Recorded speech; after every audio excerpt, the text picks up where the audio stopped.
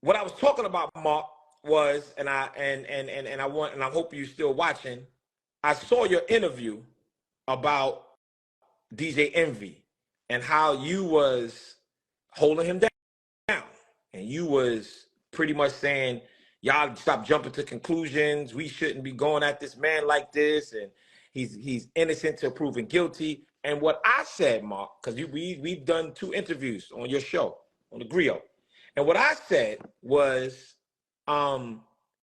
we need to keep that same energy, because everybody passed judgment on me, including you. Let's do something, because I want to assume you deserve the benefit of the doubt. You deserve the presumption of innocence. Let's assume that everything you're saying is true, that Mr. Belmonte is a liar, that he's exploiting his whiteness, that he's making use of a government that's targeting a young black bishop. Let's assume all of that is true.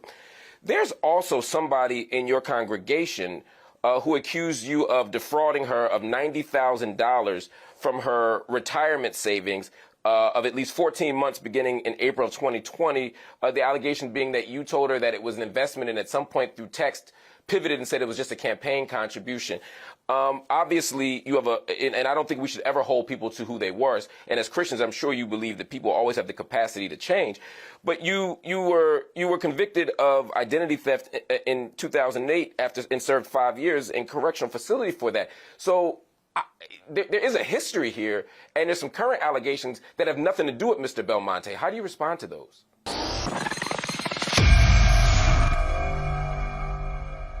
Yep. So this is Marc Lamont Hill from the Griot, and he has done 2 interviews with me, and I think he's a very straightforward person. So Mark, I saw your interview. Well, not even an interview. I saw your commentary. Your commentary, right, about DJ Envy, and I'm gonna be honest with you, it bothered me. I saw your comment. Yeah, it bothered me. It bothered me big time. So I want the people to hear what you had to say, and then I want to tell you, and it's gonna be all respect. It's gonna be all respect, but I want the people to hear what you had to say about the issue with DJ Envy, and then I just want to tell you how I felt about that.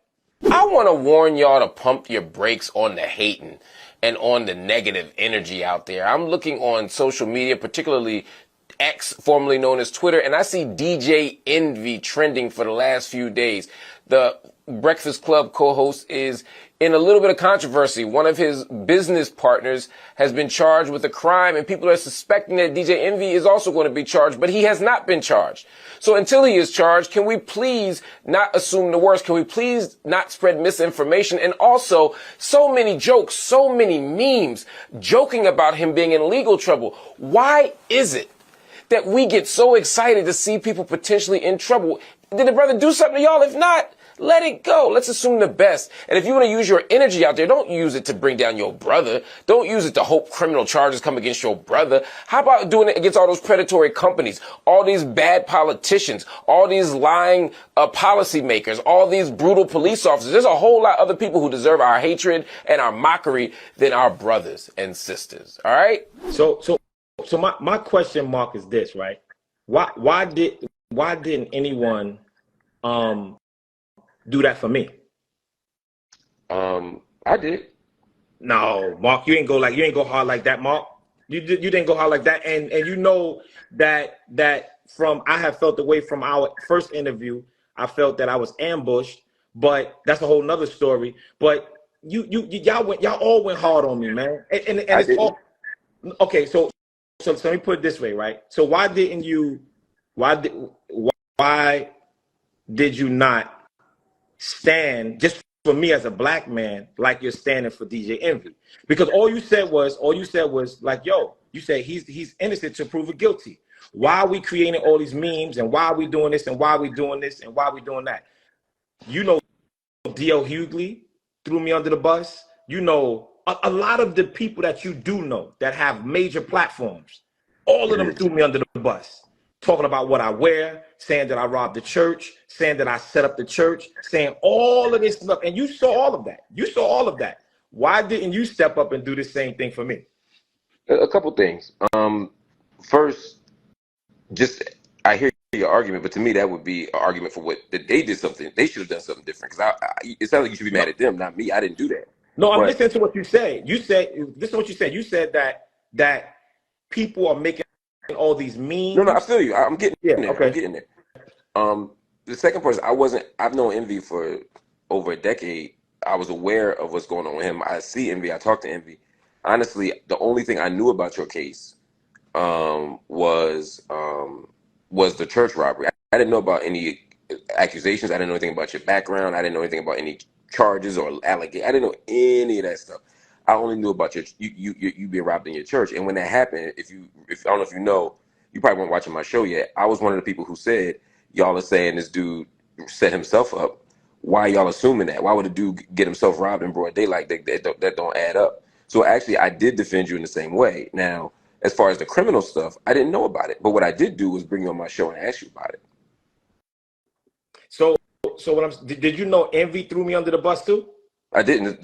My first time hearing it right now. He threw me under the bus too. So my thing is this, like I said, it's all respect. You know, I've learned throughout this time of just being who I am and being at the level that I am now is how to be more mature in situations, right? The old me would have been but I Oh ain't no, even on it. man! You was calling you was calling me and DL sisters. You wanted to box DL Hughley in the celebrity boxing match. Yeah, yeah, I yeah, yeah, made yeah, sure. yeah, yeah, yeah. That's that. The reason why I wanted to do that was because he said I deserved to get robbed. Mm. That's why. He said I deserve to get robbed. He said I robbed the church. I'm robbing the people, so you should be robbed. Now, when a person say that I should be robbed, I mean, when a person say that I deserve to be robbed, he just confirmed that everything that those guys did in my church was right, which means putting a gun in my wife's face and putting a gun in my 8-month-old daughter's face and having my whole church on the floor. Mm-hmm. So I'll say it again. D.L. Hughley is a bastard. That's what he is. You know what Pastor, I'm saying? you the bishop, man. You the But no, bishop. You but supposed to what be modeling the a church. bastard is in the Bible. Well, I'm not disagreeing with that, but I'm saying the way you're using it right now No, no, is. the Bible talks about a bastard child. Yes, and that's what he Well, how about when is. you say you want to lay hands on you? Look, I'm just saying. I'm trying to follow your lead. But let me okay, but the Old Testament prophets laid hands too. We can get Yeah, biblical not in a with celebrity it. boxing match. You was trying to whoop his ass, Doc. Come No, on now. that's what was gonna happen in the interim. But but my thing is, my thing is, I'm being honest with you. But my thing is to show young people like, yo, look, you don't have to shoot it out. You can put some gloves on. I don't Well, like y'all, D.L. Hughley. I don't like him. I don't like what he said that's my. about I me. like I don't DL. like what he, I do. I like DL. That's my brother. So I'm not gonna. listen, he's I'm not not gonna co-sign my that. brother. He's We not my all brother. brothers, man. No, we're not. No, we're not. No, we're not. Let me tell you something. My brother wouldn't wish pain on me. You're not my brother. Just because we have the same color doesn't mean that you're my brother, right? The devil is not my brother, right? The Bible says clearly in the book of Job, God was talking to his sons and Satan came and he said, what you doing up here? He said, I'm walking to and from the earth, coming and going. God, you're not a part of this unity no more. You out of here. I, I feel that. I feel what you're saying, but I think there's another piece to this. But Mark, Excuse let me me. just say this. I want you to say what you got to say. But let me say this. I actually love how you're supporting him. I'm not against you supporting him. You just So wanted the same support. I want that to be clear. I'm not against you supporting him at all. Like I'm all for it, right? And I tell everybody, yo, I hope this brother, I hope everything works out for him. But on the flip side of it, these were the same ones that were throwing me under the bus. But here's why. Here's the difference. Part of what we do is we judge people. I think everybody legally deserves the benefit of the doubt. And as your brother, I'm never going to publicly say that you don't deserve the benefit of the doubt unless you're doing something against the people. I think the difference is when I think about DJ Envy, I think about somebody who, and I have a lot of criticisms of DJ Envy in terms of how he talks about, money and the real estate things. I think it makes people think that they can just invest their way out of poverty. People aren't poor because they're lazy. They're not poor because of they didn't get the right strategy. Getting out of poverty is hard. You know that you came up hard. You understand. So I don't worship it. I don't worship capitalism. So I have a different perspective on it. But at the same time, I've never known him to be a crook. I've never known him to be a criminal. I never heard anybody say anybody stole anything from him. I think the difference is when people heard your story, first of all, you are a very flashy minister. And ain't nothing wrong with being flashy, but I'm just saying there's a long history in our community of ministers. I'm not talking about you. I'm not talking about you, but there's a long history of pastors coming through, promising people health and wealth, dressed to the nines. They got a jet, they got a mansion, they got a lot of money, and they tell people the way for them to get rich is to sow seeds, right? And so they end up making their pastor rich, and they don't get rich. So there's a distrust there that people gonna have that might not be fair to you, but it is your profession. And then the second part of it is, I mean, you do have, and I'm not, like you said, we ain't got to go back and forth. People can see the interview and get the different perspective, but people have made claims. One of them, from what I can see, is not true at all. And that's the brother who clearly is an informant and a snitch and somebody who tried to set you and Eric Adams up. I agree with you on that one. But there were a lot of other allegations that made people raise their eyebrows. So if somebody's already coming through, Fendi'd up, Rolls Royced up, somebody's already coming through, looking rich, talking rich, somebody's coming through with allegations of criminality, and then suddenly they getting robbed for millions of dollars, allegedly. I'm not saying how much it was with the papers report. I think papers don't tell the truth, so I'm not saying this is what it was, but millions of dollars of jewelry. If people are saying all of that, yeah, some people might say, you know what, I can't give him the same trust as somebody who I know. Now, we don't know Envy like that. He could be guilty. I don't know. I happen to say, let's give him the benefit of the doubt. I think for you, people felt like there was less doubt. And that is why they felt less comfortable saying to you, I'm going to just assume that you didn't do any of the things that everybody said. So that's the kind of that's the position people had. Now, again, I didn't take that position. I said, come on the show. I'm gonna ask you some questions. We had a little miscommunication at the end, apparently, but at the end of the day, like I say to you on your right now, in front of your congregation, in front of your followers, in front of mine, you also always deserve the benefit of the doubt. We shouldn't assume the worst in each other. We shouldn't. Mark, right? I'm glad you said that, right? Like there was so many other allegations, right, about me, right? And you said that, that the dude Brandon Belmonte was, trying to set me up or whatever. But what I want to touch on just really quickly is that's the illusion. So many other allegations. What is the so many other allegations?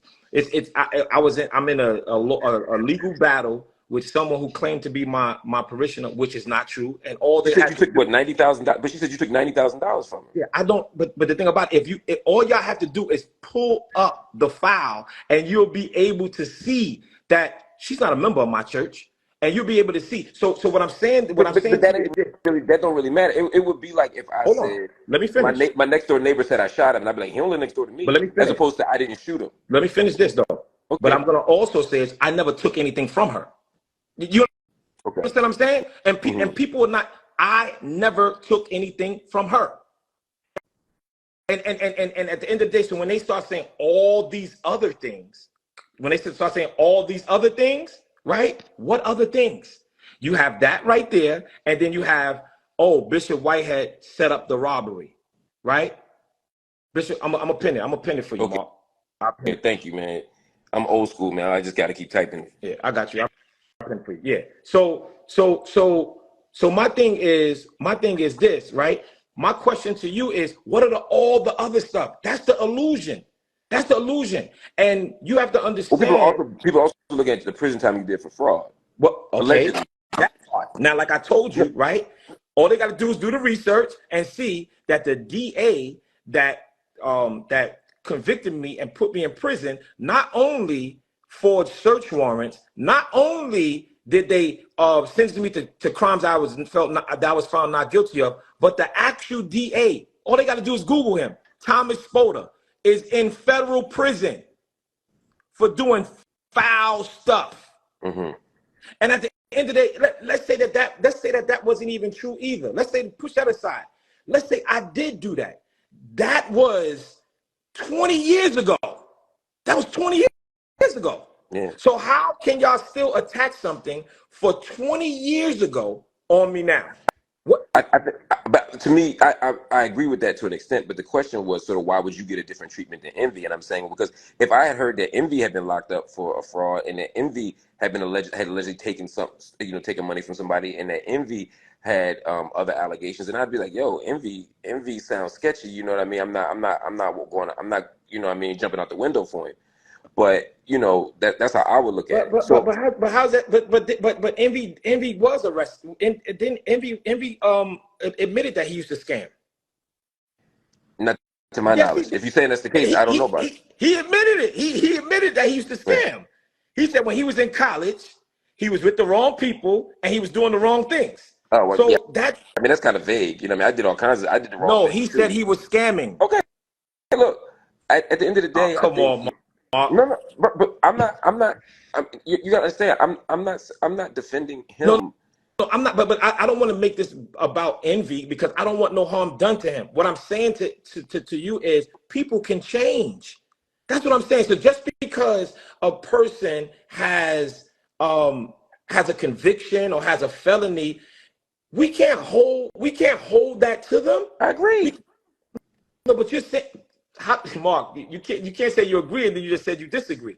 No, I didn't disagree. What I said was you asked me why you got a different treatment. And I said the reason is what people saw. I didn't say I agreed with what people saw. You asked me for my analysis of what happened. I'm saying this is why people responded differently because they saw your profile and to them it seemed less trustworthy than the average person. They weren't starting from zero with you. No, but they're doing the same thing to Envy that they did to me. They're doing the same thing to Envy. Mine's a little worse, but they're doing the same thing to Envy. What they're doing to me. My thing, I just want to be clear. My issue was how you stepped up for him, and other people are stepping up for him, right? And we're saying that we have to protect our brothers, and you're saying that this person is your brother. No, everybody's not my brother because we're black. Because let me tell you something: a Caucasian, an Asian, a Russian will help me faster than my own brother, but my own African American quote unquote brother, and that's what I'm saying. Like we as black people, right? We stay loyal to our race in convenience. Not me. I stay loyal to my race wholeheartedly, 100%. I do. I work with black people. I organize with black people. I fight for black issues. I married a black woman. My kids are black. My business is black. I own a black bookstore. This shirt is black. I'm rocking all black, bro. I got you, man. Well, listen, man. It's always good, and like I said, man, y'all subscribe to Marc Lamont Hill's YouTube, man. You know, good brother. Like I said, and like I said, me and him had conversations, and when we had our differences, we spoke it out. And I think that's what brothers do, right? That's what I think. I think when we can talk and we can talk it out and we can have a conversation. So I salute you for even coming on. You know, I salute you. And like I said, it's all respect and all love over here. But I'm going to speak my mind just as well as you're going to speak your mind. And we can agree to disagree, right? And that's what I'm talking about. You know, I felt slated that the leaders of our community talked about me instead of calling me and saying, yo, brother, what's up? I'm about to do a story on this. Can you talk to me, man? Can you talk to me? Because I don't want to just jump out the window and do X, Y, and Z. Now, I would have respected that. Like, all right, they're like, yo, because you the hottest thing popping right now, and we got to do a story. None of them called me. DL Hughley put my closet on his page and ridiculed me from Jump Street. Put my closet on my page, show all my clothes, show my cars, show this. It was an onslaught attack from the rip. So when you say that that's my brother, that's not my brother. That's not my brother at all. That's not my brother. A brother won't tear you down. And then what's the other guy? Rachel Rashad. What's his name? Oh, Rashad Richie? Yeah, him. I don't know that brother, but I just bumped into him on YouTube today. Another creep. You know what he posted? No, and let me tell you why I called him a creep. Because he talked down on me. He threw me under the bus. And then when the young lady came into my church and went after my wife and I grabbed her, he said on his platform that they released me and let me go because the mayor is my mentor. So the mayor did something behind. He said this. I heard it with my own eyes, my own ears. Look, I mean, with all due respect, bro, it sounds like you need to really like come after them, man. Like talk to them and build with them because They don't want to talk to me. They don't want to talk to me. I tried to talk to DL after I heard about all that, before I did his show. And when he put me on his show, he came straight at me. Oh, you're a robber, you're a thief, you this. And then the kid Rashad, whatever. What you said his name was? I think it's Rashad Richey or something. I don't know. Yeah. I never said it out loud. I've only read it. Yeah. But he said, oh, he invited me on his show. He ain't never invited me on his show. But that's all I'm saying, Mark. You know, my thing is this: Bishop Whitehead, 10 toes down. It don't matter. I'm a preacher. I'm a lover of God, and I do love my people, right? And I'm always going to advocate for my people. And if y'all YouTube me, I've been doing this for 10 years, giving back to the community, food. I've been giving back not only food, clothes, toys, you name it, for 10 years straight. I spent my Christmas Eve last year going to different shelters. People didn't know it, giving away stuff, giving away toys, giving away things. That's what I do. I shut down a whole department store last year and gave away $25,000 of my own money for back to school. Me. You know what I'm saying? So at the end of the day, this is what I do. I don't write it off. None of that. This is what I do for my community.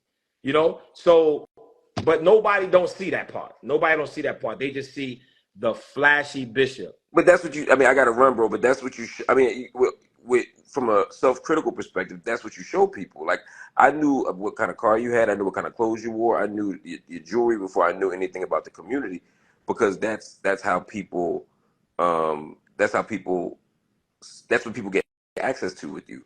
And that's not a criticism. It's just to say, if that's what you show people, then that's what they're gonna see. You know. But that's what people want to see. All you got to do is go back, and you'll be able to see everything. Yeah, but that's not how the world works. You know, I mean, so I'm not supposed to wear what I like.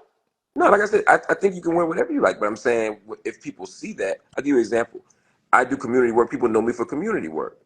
I'm wearing a Rolex right now. Nobody sees it, right? You know, conversely, you might have some you know, I don't know what you got. You probably got the next level watch. I'm sure it's worth 10 times what mine is. I just got an Apple Watch on, brother. That's it. I just got a little Apple Watch. That's it. I ain't talking about, not at the moment you dress down. I'm talking about when you throw that shit on, Doc. You know what I'm saying? When you throw that shit on, you know what I mean? People know, because you want them to see that, because that's part of your presentation. And look, there's a lot of people who do that. That's who you are. I don't think you're being fake. I don't think you're being insincere. I think you are exactly what we see. But if that's what you present, then that's what people are going to see. You know, and so I'm just saying there's a trade-off for that. I got one question, then I'm gonna let you go. Yeah. One question. Yeah. Right? It was a two-part question. What's the difference between how the Rick Rosses and the rappers dress and wear they think and wear they stuff, and they're not ridiculed, than me wearing my stuff and being ridiculed? Right? Let me just, and this is the second part to that, right? What's the difference? How can they wear what they want to wear and not be ridiculed? But as soon as Bishop Whitehead wear some of the same things and I'm ridiculed, right? Yeah. I want you to answer that, then I'll give you the part two, and then I'm cool. I think it's a couple of things. I think, one, we have a different expectation for you than we do for Rick Ross. Hear me out. Hear me out. But just tell me the expectation. I'm telling you, that's what I'm saying. Hear me out. I expect Rick Ross to perform. I expect Rick Ross to be playing a character. Rick Ross was a CO. Mm-hmm. So when he talking about being a drug dealer, when he's talking about the streets, I already see him as a character. That's first part of it. Whereas I don't expect you to be a character. I expect you to be authentic. The second thing, and I'm not saying you're not, I'm saying I think you are being authentic. And so if I thought Rick Ross would, hold on, you gotta let me finish. You're right. Go ahead. And then the second part of it is, I don't see Rick Ross as my leader. I don't see Rick Ross as a moral authority. I don't see Rick Ross as a guide. When I say, oh my God, I am feeling despondent that Palestine is getting bombed, I'm feeling confused and depressed that Black people keep getting killed, I don't say, you know who I want to call for counseling? Rick Ross, the biggest boss. No, I say I want to call my bishop. I want to call my imam. I want to call my rabbi. So I'm looking to you for a different level of spiritual, and there's a level of maturity I expect from me. In the same way that I would say, why does my son get to walk around with no socks on, but I can't walk around outside with no socks on? Well, of course, he's a child. And as I mature and grow up, I have to do something different, right? And seriously, similarly, I expect you to be emotionally and spiritually mature in a different way. So I hold you to different standards because your calling is greater. Your vocation is more important. And so that's why I want more from you. Okay, so what makes what I wear, why does that degrade me, right? So what I mean by that is this, because I don't think that Rick Ross is playing a character. I think that he has been through, and I just used him for a name, but I'm talking about all the rappers. I think that they're telling their story and telling their life. But I'm not talking about what they are rapping about. I'm talking about their financial success and what they wear, right? We're not talking about me being, okay, I'm a leader. And my church, they still come to me for prayer. They still come to me for leadership. It's not based off of what I wear. What I'm saying is, what is the difference? Why can't I wear what I want to wear, right? How does me wearing Gucci, Fendi, Louis Vuitton, or jewelry, how does that denounce my bishopric, right? Yeah, I don't think it does. I don't think it does, but I think it sends a signal to what we think you prioritize. When I think of Rick Ross, I think of somebody who values cars, houses, jewelry. Right? But think about it, he owns so many franchises, so many restaurants. He's very successful. Right. He's very successful. But when I look for my minister, I want somebody like Book of Luke. I want somebody to preach good news to the poor, to free the captive, to free the heal the brokenhearted. Hold on. Right. I want somebody who's going to be doing that. Okay, work. But I do that. And I know. But I'm saying it doesn't signal that. Okay. What I'm saying is the jewelry doesn't signal that. But listen to what I'm saying, right? Just because Rick Ross is in the rapper's lane and Bishop Whitehead is in the preacher's lane, right? What I wear should not change how you see me, because nobody asked me, and this is what I'm saying, Mark, nobody asked me, Bishop, why do you wear what you wear? Nobody asked me that. And let me tell you, right? I used to model, so I'm into fashion. I love jewelry. I love cars. It's a hobby. I like that. That's what I do. But one of the main things why I don't cover it up is this. How can y'all see the blessings that come upon people that don't serve God openly, right? How can y'all receive that from them? But yet, when y'all see the blessings of the Lord that's on my life, it's a problem. I want to show and express to the world, like, yo, God can bless you with this and you can still be a Christian. You can still be a believer of Jesus Christ. God can bless you with a big house and you don't have to do anything wrong. God can bless you with a nice car and you can still love Jesus. God can bless you and you can still have the APs and the Cartiers and all of it. So what I'm showing is, yo, they doing their thing on how they do it. They drinking, they smoking, they do what they do. Me, you don't never see me drinking. You don't never see me smoking. You see me listening to worship music. You see me doing what God has called me to do. So it's literally some of the same success, but yet there is a different type of atmosphere. And that's what I want to show people. That's what I want to show people. Like, you can still be blessed and love Jesus. You can have a big house and love Jesus. Everybody say, Bishop, you robbing your church. But I thought y'all said I only had 8 members. Right? Make it make sense. He only had 12 members in there, but I'm robbing the church. D.L. Hughley said, you deserve to get robbed because you robbing the church. But yet, then you say you got a small storefront church.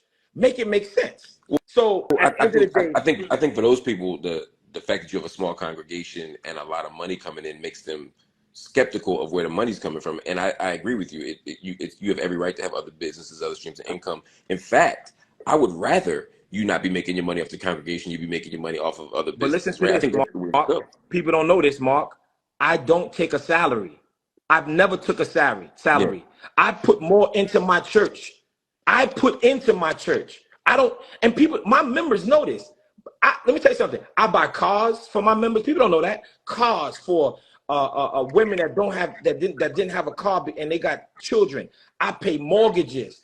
I bail people out of jail. Let me tell you, there's so many things that I do that the people in the world don't see and don't know. You know what I'm saying? I do all these. I'm not on no salary, and I've never been on a salary. Never been on a salary. Yeah. Right? So when everybody's saying, I'm taking money from the church. Yeah, but I'm not. You got to. Again, I'm not saying any of this stuff. I think for me, my position is simply, and part of it comes down to your philosophy around, or your theology and your philosophy of faith, right? And I think a lot of the people who are critical of you are also critical of a tradition of faith healers, of prosperity gospels, of health and wealth folk, from all the way back to Sweet Daddy Grace in the middle part of the 20th century. Reverend Ike. We saw a little bit with Bishop Eddie Long, rest in peace, in Atlanta. I'm not saying these people weren't honest men, but what they did believe was that part of the way that you could assess your faith and part of the way that you can demonstrate your faith is through economic prosperity. Now, there's another tradition I come out of, and that a lot of us come out of, who don't believe that, right? It would be easier for a camel to pass through the eye of a needle than a rich man to get into heaven, right? For us, that is the mentality, right? I talked to earlier, Luke 4:18, right? The Spirit of the Lord is upon me. The Lord has anointed me, to preach good news to the poor, to free the captive, to give sight to the blind. This idea that our calling isn't to be rich, right? But to proclaim release of the prisoners, right? That our mission is not to be rich or to show wealth, or that the measure of our spiritual maturity and our faith isn't that we got stuff. It's that we are trying to do stuff, that Jesus is overturning the tables in the temple because he doesn't want money changers in there. And so we don't want to invest in capitalism. We don't want to Mark, let invest me ask in you a question, fraud. Mark. We want to do something Mark, let me say different. this. Did Yeah. you know that the law in New York City, right, where right now in the whole, not New York City, excuse me, in New York State, do you know, about 2 or 3 years ago, now all of the inmates have tablets now? Yeah, my that brother has one in PA the same way. Guess what? I'm the one for that law. That's great. I'm the one that pushed the law with Latrice Walker. And that's why everybody in New York State have tablets now, right? I'm the one, hold on.